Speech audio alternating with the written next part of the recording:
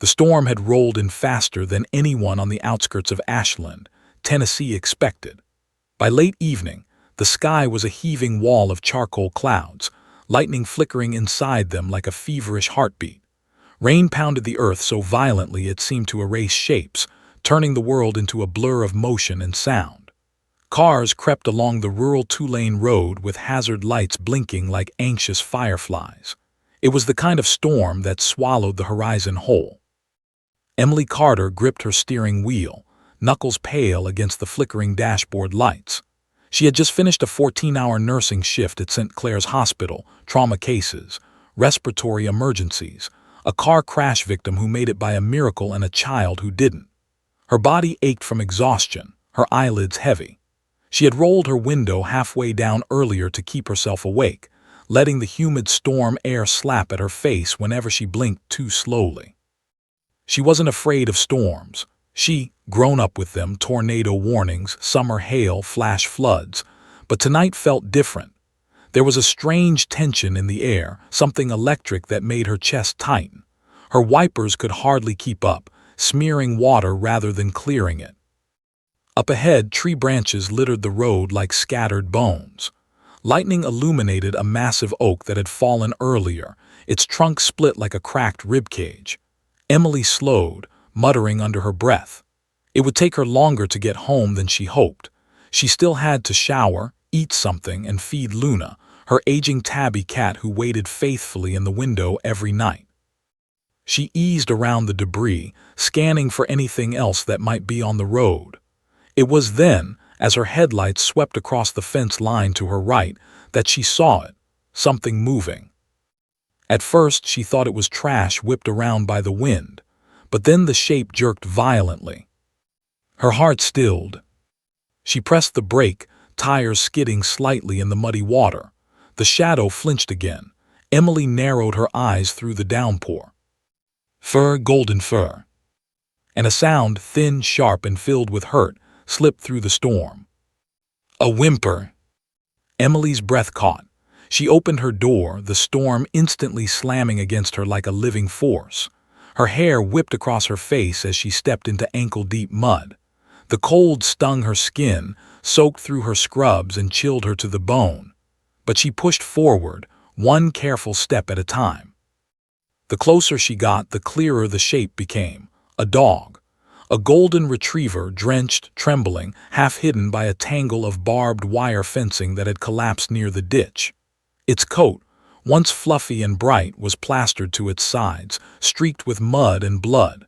Its legs kicked weakly, each movement tightening the wire around its ribs, neck, and flank.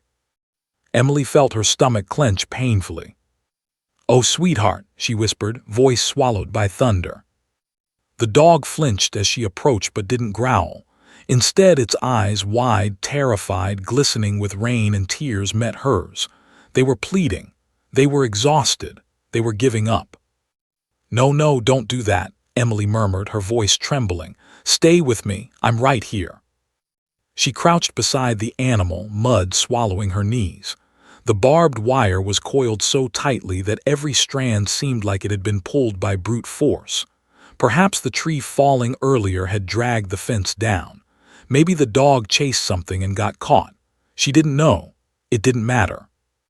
What mattered was the pain trembling beneath her fingers. Rain washed over her hands as she examined the wounds. Blood welled from several punctures diluted by the storm. The wire had wrapped around the dog's abdomen, digging deeper every time he breathed. Emily could see him struggling, his breath shallow, his body limp. His chest rose once, then again, slower. She reached for her phone to call emergency help. The screen was black. Her battery had died on the drive. For a split second, fear paralyzed her. She looked down at the golden retriever, whose legs gave a weak twitch as thunder cracked overhead.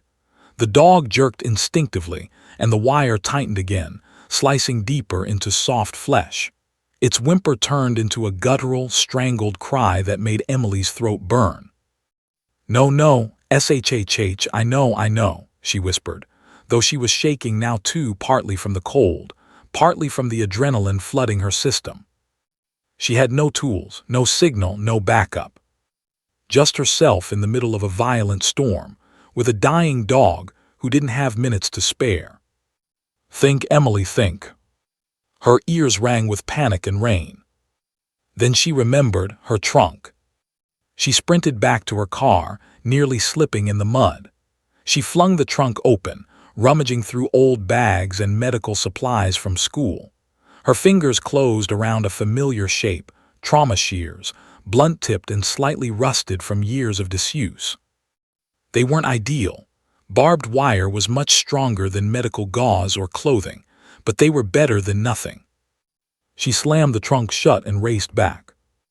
The golden retriever's breathing had grown even fainter, almost imperceptible. The dog lay still now except for an occasional tremor. Emily dropped to her knees beside him again, cupping his head gently, her voice cracking. "You're not dying in this ditch," she whispered fiercely. "Not tonight, not like this. Do you hear me?"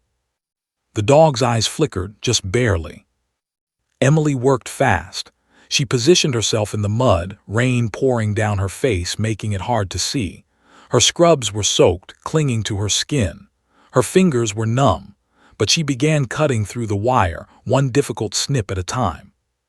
The shears struggled, the blades groaned, the wire resisted, but she kept going. The retriever whimpered every time she moved him, but he didn't snap at her.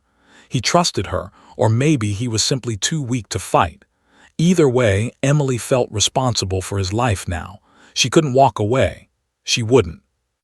She cut another piece. Another. But it was slow, too slow. The dog's breathing shuddered. Emily leaned close, her ear near his ribs. There was breath, weak, uneven, but real. A sob escaped her in relief. She returned to cutting, rain dripping into her eyes. Then, just when she managed to free one section of wire, an unexpected glow lit the grass beside her. Headlights. Someone was approaching. The light grew brighter, too bright, reflecting off the wet mud like a spotlight. Emily froze, blinking against the sudden glare. Her heart thudded painfully in her chest. Was it help? Was it danger? Was the driver even aware she was kneeling in the storm, nearly invisible in the mud? The engine rumbled louder as the truck rolled closer, slowing down, creeping toward her position. The headlights washed over her and the trapped dog like a stadium beam. Emily swallowed hard, lifting one hand instinctively as if shielding the animal. The truck stopped. The door creaked open. A shadowy figure stepped out into the rain. And for a moment, Emily couldn't tell whether the stranger approaching them was coming to help, or if this stormy night was about to get far, far worse. The figure stepped into the beam of his own headlights, a tall, broad-shouldered older man in a rain-soaked flannel jacket, his cap pulled low against the storm. Water poured off the brim in steady streams. He squinted through the downpour at Emily, then at the trembling golden retriever half swallowed by the ditch. "You all right out here?" he shouted over the thunder. Emily pushed wet hair from her face. "He's trapped, barbed wire. I'm trying to free him. He's losing blood." The man didn't waste a second. He nodded once sharply, then jogged back to his truck. Emily watched nervously, not sure who he was, farmer, rancher, someone local, or someone who carried something far more dangerous than tools. She didn't know, but she didn't have the luxury of fear right now. The dog let out a strangled whimper and Emily snapped back into action. She repositioned herself, gripping the trauma shears with numb fingers, trying to cut deeper into the twisted wire. Her hands shook, not from fear, but from cold and adrenaline surging through her veins. "Stay with me, sweetheart," she whispered, voice frayed at the edges. The retriever's eyes fluttered weakly. Lightning ripped across the sky, illuminating everything for a split second: the fence, the ditch, the slick mud, the silhouette of the returning stranger. He carried something heavy in his hands. Wire cutters. Real ones. Emily exhaled a trembling breath of relief she didn't even know she'd been holding. The man knelt beside her, boots sinking into the mud. He smelled faintly of diesel and wet earth, the scent of rural life. His hands were calloused, veins raised like thick cords beneath worn skin. "Hold his head," the man said. "Keep him steady." He didn't introduce himself. He didn't ask questions. He simply went to work. Emily cradled the dog's head in her hands, whispering softly to him. The dog's breath was warm but weak against her palms. His fur was matted and sticky with blood. She could feel every tremble, every shiver of pain. The man pulled the wire cutters open and leaned in. But the moment he moved closer, the dog panicked. It happened fast, a sudden surge of terrified energy from a body running on fumes. The retriever twisted violently, legs scraping against the mud. The barbed wire tightened viciously, sinking deeper into his flank. A sharp yelp tore from the dog's throat, primal and heartbreaking. "Easy, easy, hey, no, don't," Emily begged, holding his head firmer but gently. The man tried to shift positions, but the mud betrayed him. His boot skidded, his knee slipped, he lurched forward. And the massive wire cutter clamp shut inches from the dog's neck. Emily gasped, pulling the dog's head closer to her chest, shielding him with her body. "Jesus," the man muttered, steadying himself. Rain drummed on his shoulders like relentless fists. "Sorry, this ground's a damn ice rink." "It's okay," Emily breathed, though her heart was thundering inside her ribs like a second storm. Just go slow." He nodded, more careful this time. Together they worked. Emily steady, calm, whispering reassurance. The man cutting, straining, grunting as the wire resisted. Every clip sounded like a gunshot against the storm. Every shudder from the dog made Emily's pulse spike. Every flash of lightning reminded her how exposed they were on this deserted back road. "Who are you?" she finally asked, half shouting above the roaring rain. "Name, Carl," he said without looking up. "Live a mile back that way. Fence broke earlier from the wind. Didn't know something got caught in it." Something tightened in Emily's chest. Not fear this time, but a quiet sense of gratitude she didn't have time to express. Carl cut through another wire, then another. "We're almost there," he muttered. But the dog was fatting. Emily could feel it. His shivers were slowing, his breaths drifting further apart, his eyelids sagged. No, sweetheart," she whispered urgently. "Stay awake, look at me, stay with me." The dog's eyes rolled slightly, losing focus. Emily felt panic press against her lungs like a weight. "We need to hurry," she said. "I know," Carl grunted, applying force to the last twisted coil. The dog whimpered weakly, the smallest sound, barely audible over thunder. But to Emily it stabbed like a knife. The wire snapped. Finally, the sudden release made the dog collapse fully into the mud, his body limp, breath barely a whisper. Carl stepped back, panting. "That's all of it, get him out." Emily slid her arms under the retriever's body. He was heavier than she expected, dead weight, waterlogged, wounded. She gritted her teeth and lifted, her muscles screaming from exhaustion. Carl helped steady the dog's hind legs so they wouldn't drag. They carried him carefully through the mud toward Emily's car, rain still bucketing down. The storm unrelenting. The world around them a whirl of water and wind. "Back seat," she said breathlessly. Carl opened the door and blankets she had kept for emergencies slid off the seat. Emily lowered the retriever gently onto the soft fabric. His chest rose shallowly, then fell too slowly. Her hands hovered above him, trembling. She could feel heat radiating from his wounds despite the cold rain. "We need to get him warm. His body going into shock," Emily said. Carl wiped water from his face. "Nearest 24-hour vet is 20 minutes out, but with these roads, maybe 30. Emily's stomach tightened. 30 minutes could mean life or death. She slid into the backseat beside the retriever, lifting his head onto her lap. He didn't respond, didn't even twitch. Emily's throat constricted. "Hey," she whispered, voice shaking. "Open your eyes for me, please." Thunder rolled across the fields, long and low. Carl leaned into the car. "You should move now before the road floods worse. I'll clear this section behind you, make sure nobody gets stuck." Emily nodded numbly. "Thank you." She reached for the door handle to close it. But before she could, the dog's body jerked once. A small spasming twitch. Then he went completely still. Emily's blood ran cold. "No, please, no, no, no," she whispered, panic slamming into her like a wave. She pressed her fingers to his neck, searching desperately for a pulse. Nothing. Not a throb. Not a flicker. Nothing. Her heart plummeted. The world went silent for a moment. Not the storm, not the thunder, not the rain. Just the horrifying stillness of a life slipping away in her arms. Emily raised her eyes, meeting Carl. His weathered face tight with the same grim understanding. "You can still bring him back," he said hoarsely, "but you gotta go right now."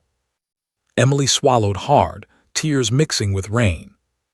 She pulled the door shut. Her hands shook as she climbed into the driver's seat, adrenaline buzzing through her like electricity. She wasn't losing him. Not after everything. Not tonight. She started the car, tires kicking mud behind her. As lightning tore open the sky again, Emily glanced into the rearview mirror, at the still, golden shape lying across the blankets. And with a voice trembling between fear and determination, she whispered, "Hold on, buddy, I'm not letting you go." She floored the gas, straight into the storm, straight toward whatever hope still remained. The storm swallowed Emily's car as soon as she accelerated, rain slamming against the windshield with the force of thrown gravel. Her wipers thrashed back and forth, barely slicing through the sheets of water. The headlights illuminated only a few feet ahead before dissolving into the murky darkness. She gripped the steering wheel with one hand, while the other kept reaching back, touching the limp golden retriever every few seconds as if afraid he'd vanish. Stay with me," she whispered, her voice cracking around the edges. The dog lay motionless, his paws twitching occasionally from shock or pain. The rise and fall of his chest, so faint Emily had to lean back and stare, seemed to disappear, then return in shallow bursts. Every time his breath paused for too long, panic clawed up her spine. The road was worse than she remembered. Water pooled in uneven patches, glistening like hidden lakes. Mud streamed down the hillsides, forming slick sheets across the asphalt. Fallen branches littered the path, some large enough to force her onto the opposite lane. Lightning-illuminated trees bent nearly sideways, the world thrashing beneath the storm's rage. Emily wanted to speed, but she also knew hydroplaning at 60 mph would end both their lives. So she kept the car steady, weaving around debris, heart pounding. The dog's breathing hitched suddenly, 3 quick gasps followed by a long, terrifying stillness. "No, no, come on," Emily murmured urgently. She reached back, pressing 2 fingers to the soft, wet fur of his neck. There it was. A faint pulse. Weak thready. But there. Relief hit her so hard she nearly choked on it. "Hold on, okay, just hold on, we're going to make it." A flash of lightning lit the sky, and for a moment she saw the outline of the storm swirling overhead like a monstrous whirlpool. The dog let out a weak, broken whimper, barely audible but enough to twist Emily's heart. It wasn't a cry of pain, it was something else.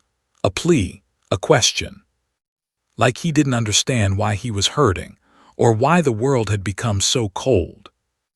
"It's okay," Emily whispered, voice trembling. "You're not alone, I'm right here, I promise." Another sharp crack of thunder shook the windows. Up ahead, the road dipped slightly, and Emily didn't see the floodwater until she was already in it.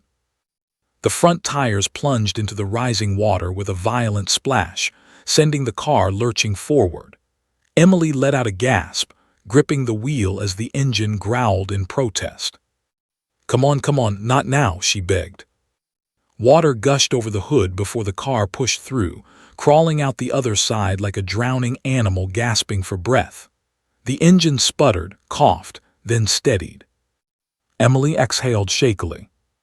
"Thank you," she whispered to the car, as if it could hear. The storm showed no mercy. The wind pushed against the vehicle, trying to shove it off the narrow rural road. Leaves and debris slammed into the windows. A branch scraped loudly across the side of the car, making Emily flinch. But she didn't stop. She couldn't. Then through the rain-blurred windshield, she saw something move.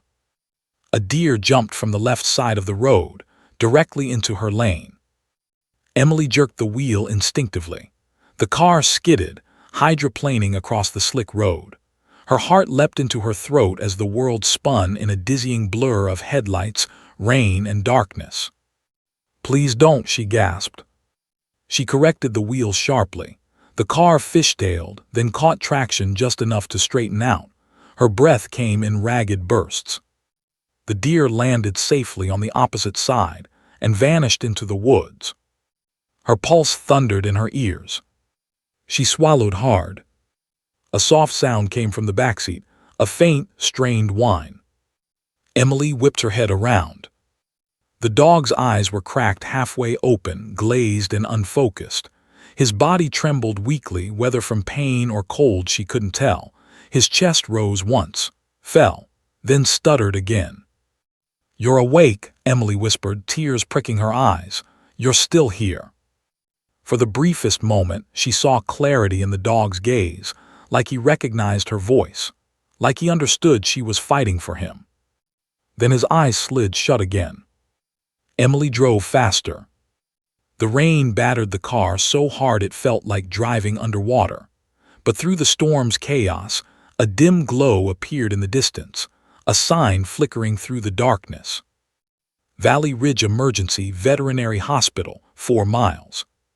4 miles. It might as well have been 40 with the way the road looked, but hope surged through her chest anyway, warm, bright, painful. "We're close," she whispered, "just a little longer." She pressed the gas. But the storm had other plans. Without warning, the car hit another deep pool of water, this one wider and deeper than anything before. The tires lost traction. The engine sputtered, coughing violently like a dying breath. "No, not now," Emily shouted, slamming her palm against the steering wheel. The engine stuttered, choked. Then died. The headlights flickered once and went dark. The world outside became an ink-black void, except for distant lightning shredding the sky. Emily's heart dropped into her stomach. She turned the key in the ignition. Nothing. "A flooded engine," she whispered, panic creeping into her voice. "Come on, please, not now, please." She tried again. A cough, a groan, a feeble attempt. Then silence. Emily gripped the steering wheel with both hands, trying not to cry. She turned and looked at the golden retriever lying across the blankets. His breathing was almost non-existent. She lowered her forehead against the steering wheel, the rain pounding on the roof like fists. "Okay," she whispered shakily. "Okay, think." She lifted her head and looked through the windshield again. There, the glow of the vet clinic sign flickered faintly through the storm, just a quarter mile ahead. A quarter mile. She could walk it. Hell, she could crawl it. But the water was rising. The wind was picking up. And the dog wasn't strong enough to survive much longer. Emily unbuckled her seatbelt and climbed into the backseat, her shoes sinking into a puddle of rainwater that had collected on the car floor.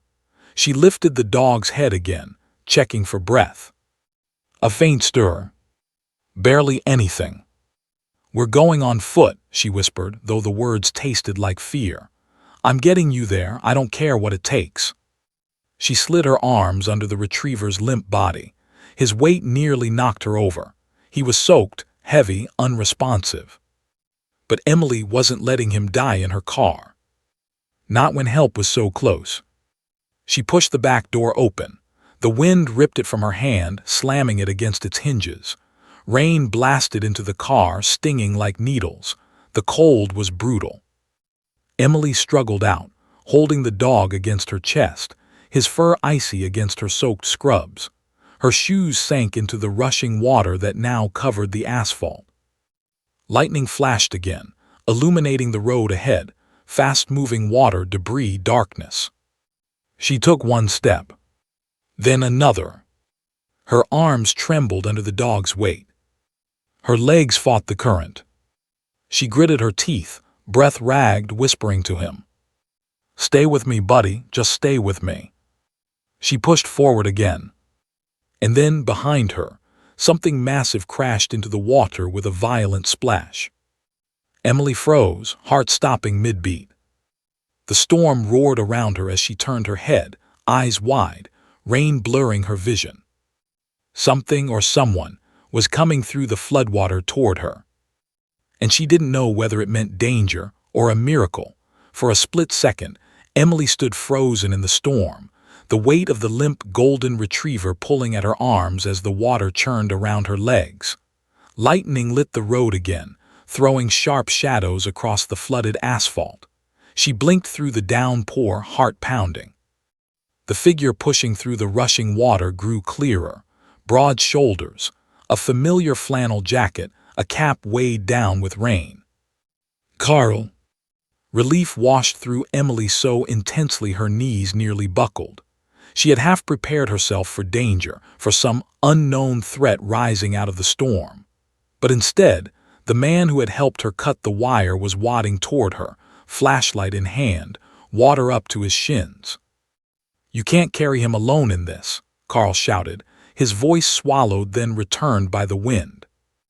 Emily tightened her grip on the retriever, nearly sobbing with exhaustion and fear. "My car died. He stopped breathing again. I don't know how long he has." Carl reached her, water splashing with each braced step. He steadied himself, then steadied her with one strong hand on her shoulder. Even through the chaos, his touch was grounding, solid, calm, certain. "We're close," he said, nodding toward the faint glow in the storm.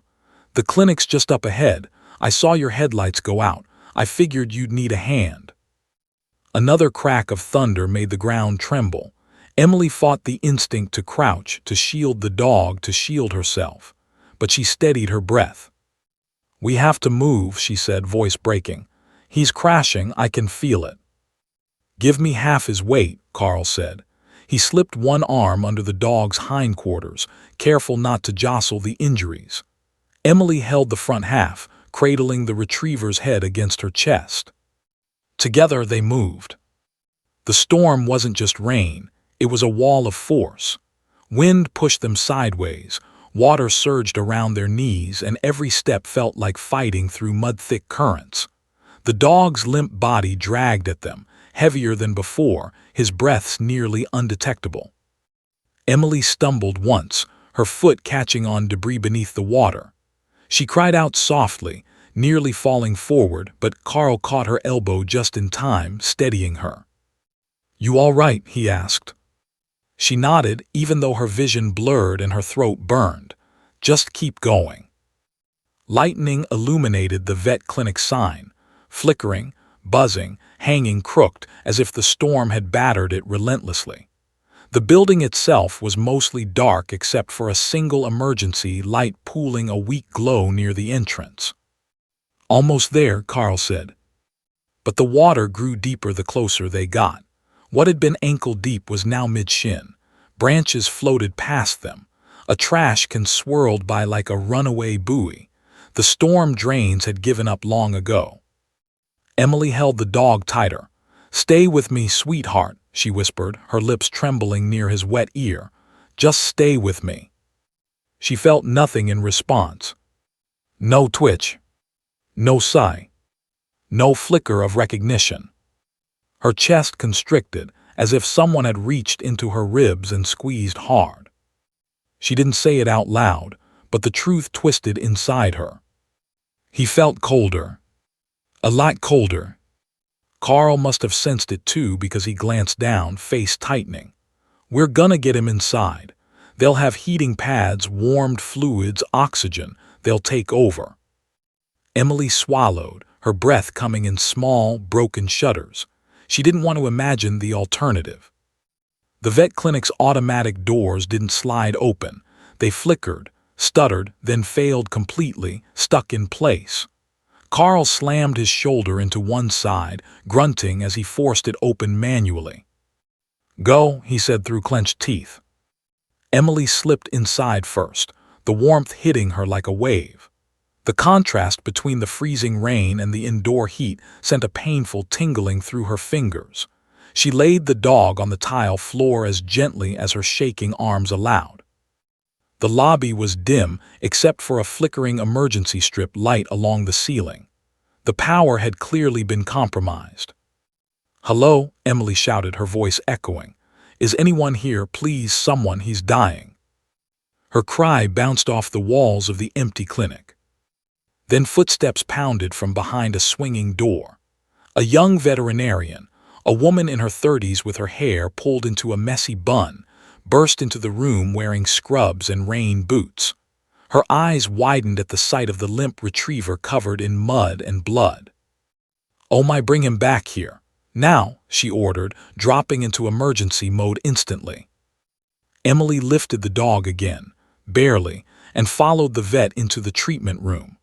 The bright overhead lights flickered but held long enough for the vet to set up. "Put him on the table. What happened?" she asked, snapping on gloves with practiced speed. "He was caught in barbed wire out there," Emily gasped, pointing vaguely toward the storm. "He wasn't breathing, he stopped twice, and my car died and I—" "It's okay," the vet said, her voice firm but gentle. "You did the right thing getting him here." She clipped fur away quickly, examining wounds, checking vitals, placing stethoscope pads against the dog's chest. Her face tightened. "His temperature is dangerously low. His pulse barely there," she murmured. "We need heat support, oxygen, fluids." She turned toward a machine, just as the lights went out completely. The room plunged into darkness. The storm roared outside. The wind howled. The emergency light flickered back on, casting a weak glow. The vet hissed under her breath. "The generator must have shorted again, damn it." "Is there anything I can do?" Emily asked, voice trembling. "Yes," the vet said, grabbing a manual heating blanket. "Help me wrap him. Keep pressure here, slow, steady, don't stop." Emily pressed both hands gently over the dog's chest, feeling the shallow, uneven rise beneath her palms. Her breath hitched. She could feel how close he was to slipping away completely. "Come on, sweetheart," she whispered, her voice cracking. "Don't give up." Carl stepped into the treatment room, soaked to the bone, hair dripping under his cap. He stood beside them, jaw clenched, eyes fixed on the dying dog as if willing him to fight. The vet inserted an IV catheter with remarkable precision despite the dim light. Blood welled, then the catheter slid in. She secured it and attached fluid tubing. "Okay, okay," she muttered, half to herself, half in prayer. "Come on, buddy, come back." Emily focused on the dog's weak chest. Up, down, up, down. Then, nothing. For a full, horrifying second, nothing. Emily froze, her breath stopped. The room shrank around her. The dog's chest remained still. "His pulse is crashing," the vet snapped, reaching for equipment that wasn't fully functioning. She looked at Emily. "Start compressions now." Emily didn't hesitate. Her palms pressed firmly onto the dog's ribs. She counted under her breath, voice shaking. 1, 2, 3, come on baby, 4, 5. Rain battered the clinic like fists from the outside. Thunder boomed. Carl stepped closer, whispering, "He's a fighter, don't you quit on him." Emily kept pushing. 6, 7, 8, breathe, sweetheart, please breathe. Her tears fell onto the dog's fur, mixing with rainwater. The vet checked the monitor again, nothing. Emily's breath broke. "Come on," she pleaded, pushing harder. "Don't leave us, don't." Then his mouth moved. A tiny twitch, almost invisible, followed by a small, thin gasp. Emily froze mid-compression, eyes widening as the dog's chest rose, then fell, then rose again, weak but real. The vet sucked in a sharp breath. There it is, right there, keep him warm. Carl let out a sound somewhere between a sigh and a laugh of pure relief. Emily couldn't move. She just stared as the faint rhythm of breathing returned, fragile but undeniably alive. The vet placed a warmed oxygen mask over the dog's muzzle, securing it gently. He's not out of danger, she warned softly, but he's fighting. Emily exhaled, shaking so hard she had to steady herself against the table. Carl placed a hand on her shoulder. He's still with us, he said. Emily nodded, tears streaming freely now. But even as hope flickered in the room, the storm outside raged harder than ever. And deep within the retriever's fragile breaths, Emily could hear it. The battle for his life wasn't over. Not yet. The next hour blurred into a frantic rhythm of bustling hands, flickering lights, and uneven breathing that felt like it controlled the tempo of the entire room. Emily stood close to the treatment table, her fingers resting lightly on the golden retriever's paw, grounding her in the chaos. Every shallow inhale he took felt like a stolen victory. Thunder hammered the roof, rattling vents and shaking the clinic walls. Rain lashed the windows so violently it sounded like gravel. Power flickered every few minutes, each time threatening to plunge the treatment room into darkness again. The vet, Dr. Hayes, she'd introduced herself between orders, moved around the table with laser focus. Even in the dim emergency lighting, her hands remained steady. She adjusted an IV line, checked bandages, layered more heating wraps. "We're raising his core temp slowly," she murmured, mostly to herself. "Too fast could shock his system, too slow and we lose him." Emily nodded, though her brain was too overwhelmed to fully digest the technical details. All she cared about was the slight but undeniable movement of the dog's chest. Each rise was a quiet miracle. Carl stood near the doorway, arms crossed against his chest, soaked clothes clinging to him. He looked as exhausted as Emily felt, but every time their eyes met, he offered a small nod, a silent reassurance that she wasn't facing this storm alone. The building creaked under a powerful gust of wind. Something thudded against the outer wall, maybe debris, maybe a branch. Emily flinched. How long until he's stable? Dr. Hayes paused long enough to glance at her. Her expression was honest, compassionate, but firm. "I can't give a timeline yet. He's still in critical condition. The next few hours are the most dangerous." Hours? Emily swallowed hard. She had expected danger. She hadn't expected time to stretch out like a thin thread ready to snap at any moment. "Can we stay?" she asked softly. Dr. Hayes softened. "Of course. I won't send you back out into that storm anyway." Carl uncrossed his arms, stepping closer. "I'll bring blankets from the storage closet," he offered. "You're shaking." Emily hadn't realized it until he said it. Her entire body trembled from exhaustion, cold, and fear wound so tightly inside her chest she could barely draw a full breath. "Thank you," she whispered. Carl disappeared down the hallway. Dr. Hayes returned to the dog, adjusting the oxygen mask. "You did everything right, you know," she said without looking up.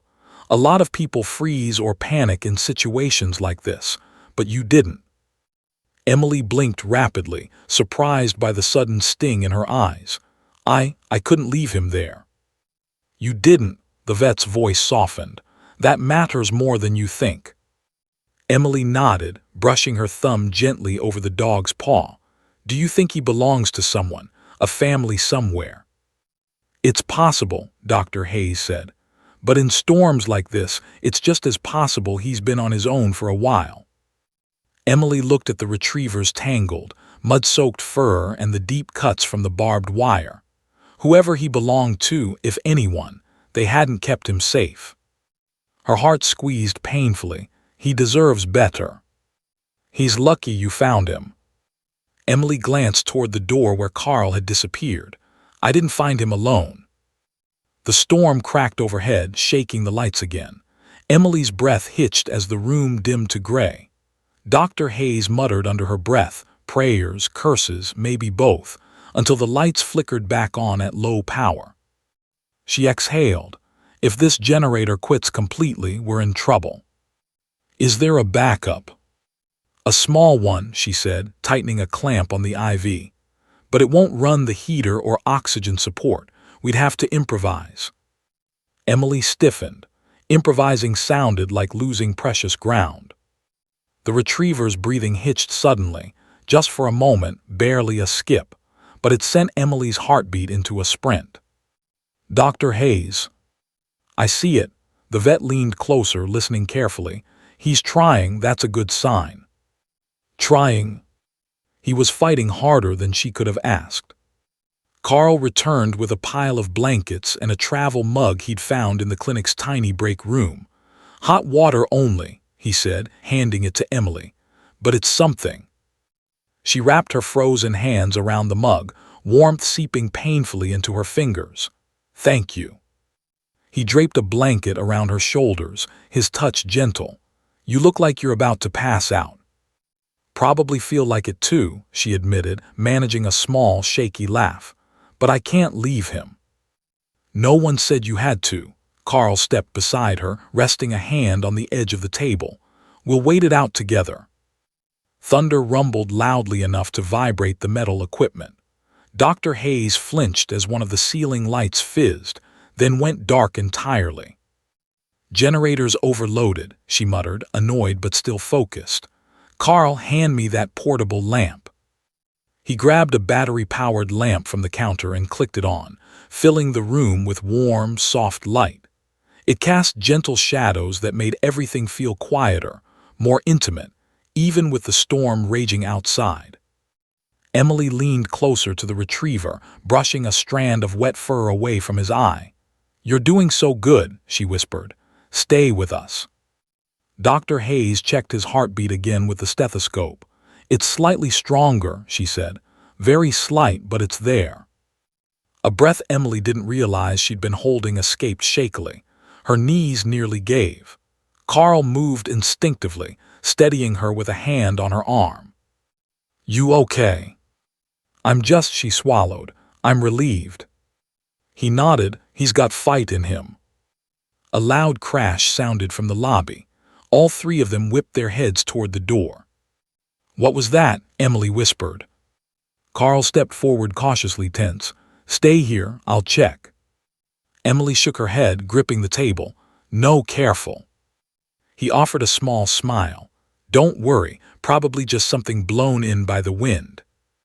But his shoulders remained tight as he walked into the hallway, the portable lamp casting a long, moving shadow behind him. Emily listened closely, straining, heart pounding again for an entirely different reason. After a moment, Carl's voice echoed back. It's just a tree branch. Window cracked, but nothing got in. Emily exhaled shakily. Thank God. Carl returned, closing the door behind him to keep the draft out. This storm's tearing everything apart. Dr. Hayes nodded grimly. It's one of the worst this season. Emily stroked the dog's paw again, grounding herself. As long as he's okay. We're not out of danger yet, Dr. Hayes said, but progress is progress. A long silence settled, soft, fragile, hopeful. The dog's chest rose again, steadier this time. Emily felt something inside her loosen, something tight and terrified that had lived there for hours. Tears slid down her cheeks silently. Carl noticed, stepping beside her again. Hey, he said softly, he's still here. She nodded, wiping her face. I'm just grateful. Dr. Hayes straightened, stretching her cramped shoulders. If this storm eases and the power comes back, his chances improve significantly. And if it does, Emily asked, barely above a whisper. We keep fighting, the vet said, same as him. Emily looked down at the golden retriever. The dog she had pulled from wire, carried through a storm, begged to breathe. And for the first time since this nightmare began, she let herself believe. He might actually make it. The storm finally began to shift, not stopping, not weakening, just changing. The thunder grew less frequent, rolling instead of exploding. The wind whistled instead of howling. It felt like the world was catching its breath after hours of tearing itself apart. Inside the dim treatment room, the quiet felt louder than the storm had. Emily sat beside the retriever's table, a blanket wrapped tight around her shoulders, her fingers curled around his paw like it was the only tether keeping her from drifting apart. Carl leaned against the counter nearby, arms crossed, exhaustion visible in every line on his face. Dr. Hayes worked at the monitors, adjusting settings, checking vitals, her jaw tight with concentration. The dog's breathing had steadied, still shallow but rhythmic. His fur, once ice-cold, now held a faint warmth thanks to the slow heating process. The cuts from the barbed wire had been cleaned, stitched, and wrapped with protective dressing. The blood loss was still concerning, but the IV fluids were helping. Emily hadn't taken her eyes off him for more than a minute since they arrived. Every lift of his chest felt like another inch of hope. Every exhale felt like a whispered promise that he wasn't ready to give up. But something still weighed heavily in the air, an uneasy quiet that didn't match the progress he was making. Dr. Hayes noticed it too.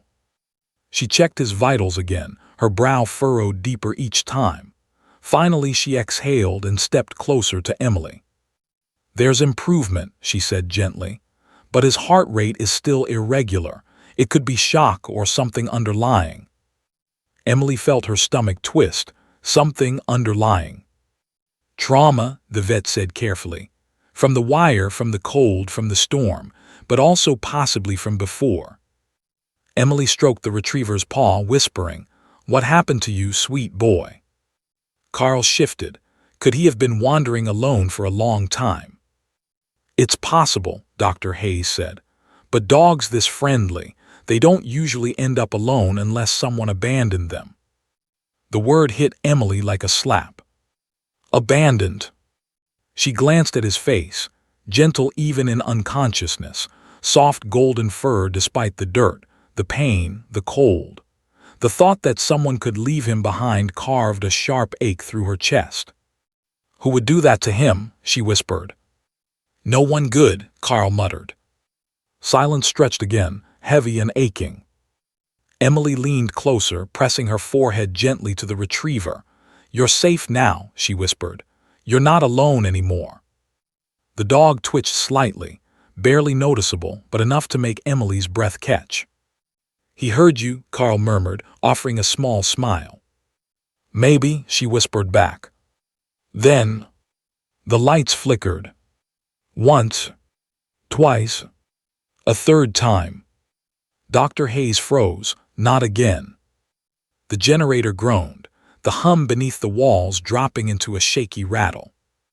Emily's heart picked up into a sprint. "No, no, please, not now." Carl moved quickly toward the power cabinet in the corner. "I'll check it." Before he reached it, everything went dark. Total, suffocating darkness. The machines fell silent. The heater shut off. The oxygen pump died. Emily's scream caught in her throat. "No!" Dr. Hayes snapped on a battery-powered headlamp instantly, the narrow beam illuminating her face. "Everyone stay calm." But calm was impossible.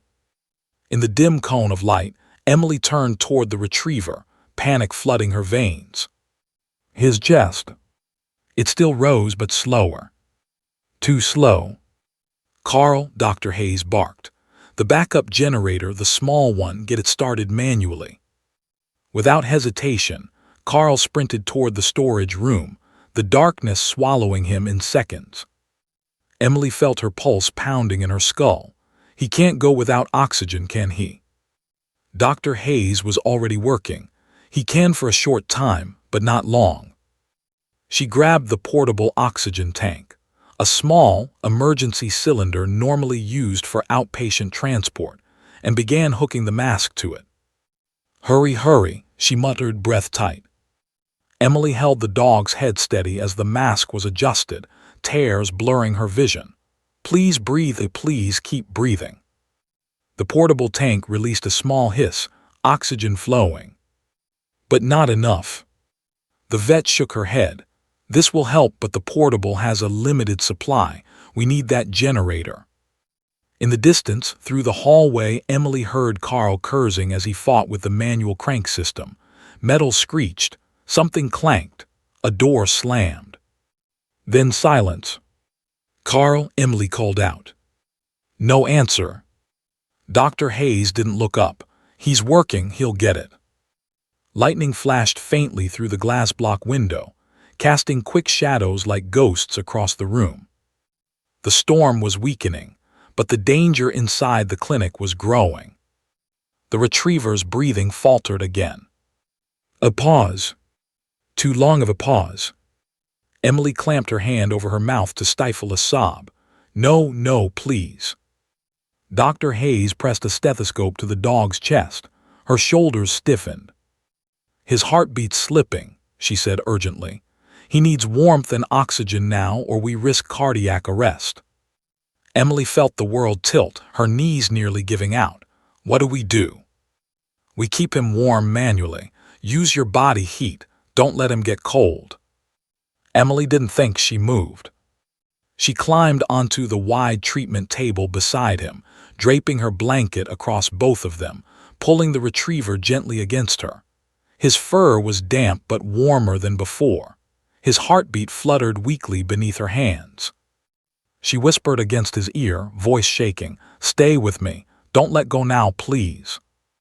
Dr. Hayes monitored the oxygen tank. "Come on, Carl, come on." The storm groaned outside. The building creaked. Time felt like it was being squeezed thinner and thinner.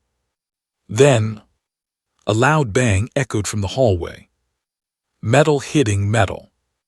Emily jerked upright. "Carl." Before Dr. Hayes could answer, a roar of machinery burst to life. The backup generator hummed, a thin, inconsistent hum, but a hum nonetheless. Emergency lights flickered on across the clinic, painting the room in faint amber. Carl stumbled into the doorway, soaked with sweat, smeared with dust, breathing hard. "It's up," he panted. "It's not strong enough for everything, but it'll run the heater and the oxygen pump." Emily let out a sob of relief so raw it surprised her. "Thank you, thank you." Carl managed a weak grin. "Wasn't about to let him slip away after everything you did." Dr. Hayes rushed to switch the dog back to the main oxygen system. Machines whirred to life again. Monitors rebooted. And slowly, gradually, the dog's heart rhythm strengthened. Soft beeps filled the room, uneven but real. Emily pressed her forehead to the retriever, again, crying quietly, her tears mixing with his fur. Carl exhaled deeply, collapsing into a nearby chair. Dr. Hayes placed a hand on Emily's shoulder. "He's fighting his way back." Emily nodded, voice trembling. "He's strong." But Dr. Hayes hesitated, something unreadable flickering across her features. Emily wiped her eyes. "What is it?" The vet inhaled slowly. "There's something you need to see," she said quietly. Emily lifted her head, brows knitting. "See, what do you mean?" Dr. Hayes reached into a small plastic evidence bag on the counter and held up an object that made Emily's blood run cold. A collar, frayed, mud-soaked, clearly cut, and on the metal tag, barely visible, one word still glimmered. "Chase." Dr. Hayes met Emily's eyes. "He wasn't lost," she said softly. "He was abandoned deliberately." Emily's breath froze in her lungs. Someone had tried to get rid of him. Someone had left him in that wire. Someone might come looking. And not for the reason she hoped. Before she could react, A sudden crash sounded at the front entrance of the clinic. Loud, sharp, violent. Carl froze. Dr. Hayes stiffened. Emily's pulse spiked. Someone was out there, and they were trying to break in. The crash at the clinic entrance echoed like gunfire in Emily's ears. Her chest tightened, heart pounding so hard it felt like it might shatter her ribs. Rain continued to hammer the roof, wind rattling the fragile walls. Shadows danced across the room, cast by flickering emergency lights. Carl moved first, crouching slightly, flashlight gripped tightly. "Stay behind me," he whispered, voice low but firm. Emily clutched the retriever's fur, his small head resting against her chest. His breathing had steadied, but his eyes were closed, still too weak to react to the chaos around them. She pressed a hand gently to his side, reassuring him silently. Dr. Hayes snapped into action, her medical training shifting instantly into survival mode. "Stay calm. Whoever it is, let's not panic," she said. "We don't know if it's the owner or someone else." Emily nodded, though fear prickled through every nerve. Her mind spun. Chase's collar clearly marked him, but who would want to harm him after he was already in critical condition? The thought of someone coming to reclaim, or worse, filled her with dread. Another crash sounded, louder this time. Something or someone was forcing the clinic doors. The wind whipped rain sideways and the glass trembled under the impact. Emily's stomach twisted. Carl moved to the door, peering through a crack of the heavy metal frame. Lightning split the sky outside, illuminating a shadowy figure silhouetted against the wet parking lot. Rain plastered hair to his face, clothes soaked through. He lifted a heavy branch, no, a crowbar, and slammed it against the glass again. Emily's breath caught in her throat. Who is that?" she whispered, voice trembling. Dr. Hayes shook her head, frowning. "I don't know, but we need to protect the dog." She gestured toward the treatment room. "Emily, Carl, move him to the back, now." Emily lifted Chase with trembling arms. His body was light in her hands, fragile, weak, a near-weightless bundle of fur and fear. But she refused to let go. She followed Carl as he opened a side door leading to a small storage hallway, dimly lit by the flickering emergency lamp. The storm outside roared like an angry beast. Rain lashed against the walls. Wind rattled the metal siding of the building. Every shadow looked alive, moving, waiting. Emily pressed Chase close to her chest. His heartbeat was slow but steady. She whispered, "Stay with me, stay with me." Carl led the way to a small utility room in the back of the clinic. Inside, the room was cramped, cold, but private, enough to shield them from the person, or thing, trying to break in. Dr. Hayes followed, clutching a small first aid kit and a flashlight. "We need to barricade this," she said, eyes scanning the flimsy walls and door. She grabbed a nearby shelving unit, shoving it against the entrance. "It won't hold forever, but it'll buy us a minute." Emily sank to the floor, laying Chase across her lap. His breathing was shallow. She rubbed his fur, whispering soothing words. "You're okay, you're safe now, I'm here." Lightning flashed outside, illuminating the shape of the man, or possibly more than one, lurking at the entrance. He moved methodically, trying the doors, searching for a way in. Each slam of his makeshift weapon against the clinic made Emily flinch. "Who are you?" she whispered, not expecting an answer. "Who are you that would do this?" The retriever stirred slightly, a weak whine escaping him. Emily felt the faintest twitch of his paw. Relief and terror collided in her chest. He was still alive, still fighting. But for how long? Carl crouched beside her, placing a hand on her shoulder. "We need a plan," he said. "We can't just sit here." Emily shook her head. "We can't risk him. He can't handle movement right now. He's too fragile." Dr. Hayes checked the dog again. "He's stable, barely. But if we're forced to move, it's going to be delicate. You have to carry him, I'll help." The sound of breaking glass erupted from the front of the clinic. A jagged, sharp shatter that sent a jolt of adrenaline through Emily's veins. "They're getting in," Carl whispered. His eyes were wide, calculating, scanning for anything they could use to defend themselves. Emily clutched Chase closer, feeling his tiny heartbeat flutter under her fingers. "No, not now, please don't leave me," she whispered.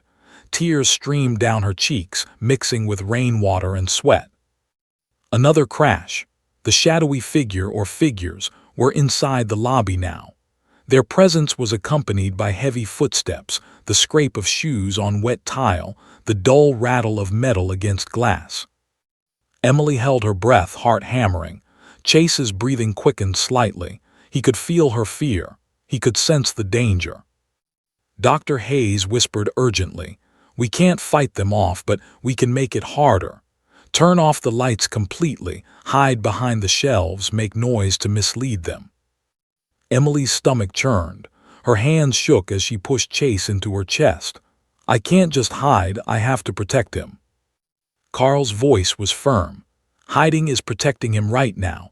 Don't move unless I say so." They huddled in the cramped utility room. Emily pressed herself against the wall, shielding Chase with her body. Rainwater still seeped through the edges of the door. Thunder shook the building. Lightning illuminated the outlines of the intruder moving across the lobby. Emily felt the retriever tremble slightly against her chest. His small, fragile body was racked with exhaustion, pain, and fear. She whispered, "You're safe. I'm not letting them get to you." A long pause fell over the room. The storm outside seemed to hold its breath. The intruder froze somewhere in the clinic, listening. Then footsteps, slow, deliberate, moving away from the door. Emily's heart pounded. "Are they leaving?" she whispered. Carl shook his head. "Not sure, they could be circling, waiting for another chance. Stay quiet." The room fell into tense silence. The only sound was Chase's shallow breathing, the faint hum of the limited emergency generator, and the soft creak of the shelves shifting slightly under the strain of their makeshift barricade. Emily hugged the retriever tighter, pressing her forehead against his damp fur. "I promise I'll keep you safe. I won't let anyone hurt you. Not now, not ever." Another sound, so subtle it might have been her imagination, echoed through the hallway outside, the scrape of metal, a deliberate, searching motion. Emily froze, panic clawing at her chest. She dared not breathe. She could feel the retriever's heartbeat under her fingers, fragile but real. She closed her eyes and whispered, "Hold on, Chase, just hold on." And for the first time since the storm began, Emily realized something terrifying and impossible. The danger outside was no longer just the weather, no longer just the storm. Someone or something was here, waiting, watching. And they knew Chase was inside. Emily's chest heaved as she pressed herself against the wall, clutching Chase tightly. Every nerve in her body screamed to move, to fight, to run, but she couldn't. Not yet. Not with him so fragile, so weak, so dependent on her. Outside the utility room, the intruder, or intruders, moved with deliberate caution. Rainwater dripping from the broken ceiling, wind rattling the clinic walls, and the distant crack of a snapping tree branch merged into a haunting soundtrack. Emily could hear the scrape of shoes on tile, the low murmur of voices filtered through the storm. Dr. Hayes crouched beside her, eyes narrowed. "We need a distraction," she whispered.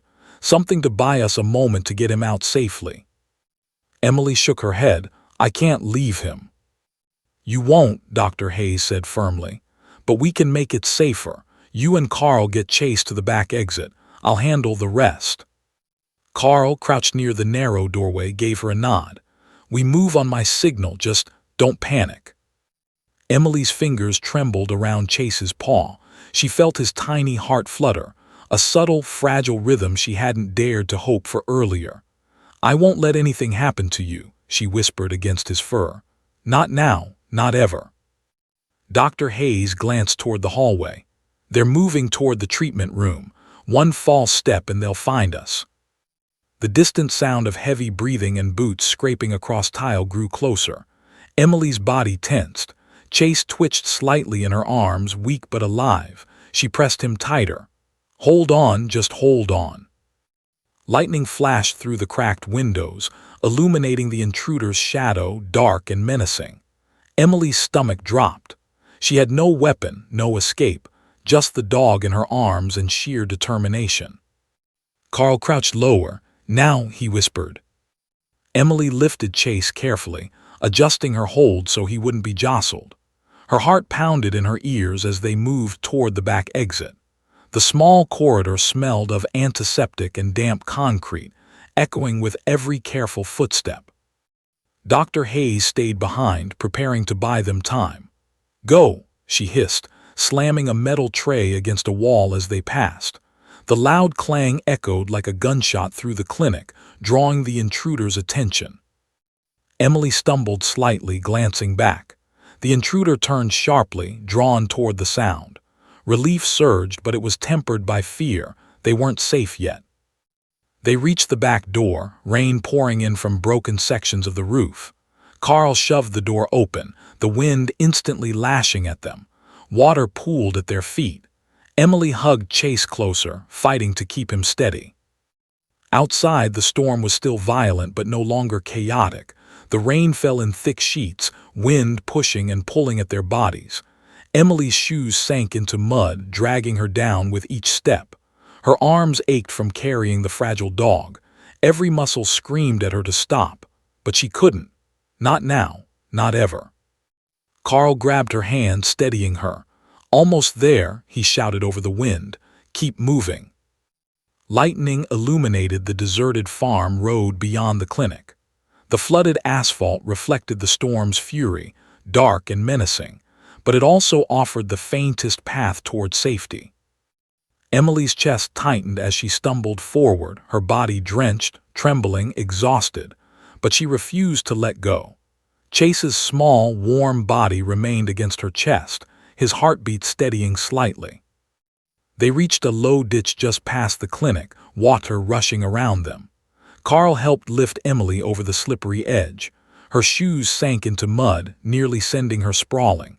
She cried out softly, clutching Chase, whispering, almost there." Through the blur of rain and mud, she could see the faint outline of a vehicle parked near the next building. A rugged SUV, lights off, engine idling. "Get him in the car," Carl shouted. Emily moved as fast as she could, stepping through the mud, clutching Chase like he was a fragile treasure. The retriever twitched again, weak but alive, and Emily felt a surge of hope. You're okay," she whispered. Carl opened the back door. Emily slid in carefully, keeping Chase against her chest. He whimpered softly, eyes fluttering open, recognizing the warmth and safety of human touch. Emily breathed shakily, tears streaming down her face. We made it," she whispered. Carl shut the door, glancing back toward the clinic.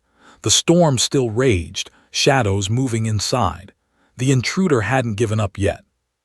"Start the engine," Emily gasped, voice trembling. Carl turned the key. The SUV roared to life, tires spinning slightly on the wet mud. Emily held Chase tightly, stroking his fur as he leaned weakly against her chest. The lights illuminated the road ahead, empty and soaked, stretching into the darkness. The storm's intensity had lessened slightly, giving them a fragile window of safety. As they drove, Emily pressed her forehead to Chase's small head. "You're going to be okay, I promise," she whispered. "You're strong, you're a fighter." Chase twitched slightly, tail wagging weakly, his golden fur wet and muddy but alive. Emily allowed herself a small, trembling smile. Carl glanced at her from the driver's seat. "You did it," he said quietly. "You saved him." Emily shook her head, tears in her eyes. "We did it together." The road stretched long and dark, but every mile they put between themselves and the clinic was a victory. The storm still raged in the distance, but the immediate danger had passed. Chase was alive. They reached the veterinary hospital Emily had called earlier, a facility still operating despite the storm. Staff rushed out with towels, blankets, and heated cages. Dr. Hayes met them at the entrance, eyes wide with relief. "He's alive," she said softly, taking Chase into her arms. Thanks to you both. Emily sank to the ground, exhausted, rain-soaked, shaking but smiling through tears. He's going to be okay. Dr. Hayes nodded. He's stable now. The next 24 hours are critical, but he's alive because you never gave up on him. Emily reached out to touch Chase's head, feeling his warmth through the towel. He opened his eyes slowly, looking at her with a faint tail wag, recognizing the voice that had carried him through the storm. You made it, Emily whispered. You made it through the wire, the storm, everything. Outside, the wind still howled, rain pattered against the hospital walls, but inside there was safety. Inside there was life. Carl stepped beside her, smiling gently. He's tough, just like you said. Emily laughed softly, voice shaking. No, he's tougher than I am. The vet adjusted monitors, checking vitals. Chase's chest rose steadily, his breathing calm but shallow. Emily pressed a hand to his side. You're going to be okay, I promise. I won't let anything happen to you again. Carl watched, quiet but steady. He's a fighter, he said again, more like an affirmation than observation. Emily nodded.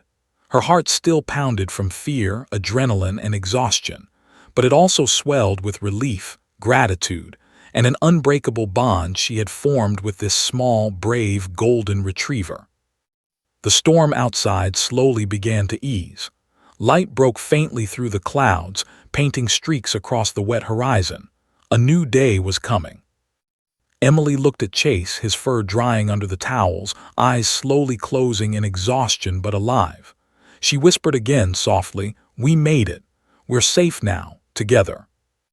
And for the first time in hours, she allowed herself to breathe fully, knowing that through fear, rain, and desperation, life had triumphed. Outside, the storm cleared further, but inside Emily's heart, one truth remained unshakable. She had saved him, and he had saved her too. The retriever let out a soft, contented sigh, finally still against her chest. Emily smiled through tears, brushing his damp fur. The world was messy, dangerous, and unpredictable, but they had survived, and somehow that made everything feel possible. The night was over, the storm had passed, and life, fragile, precious, and relentless, continued.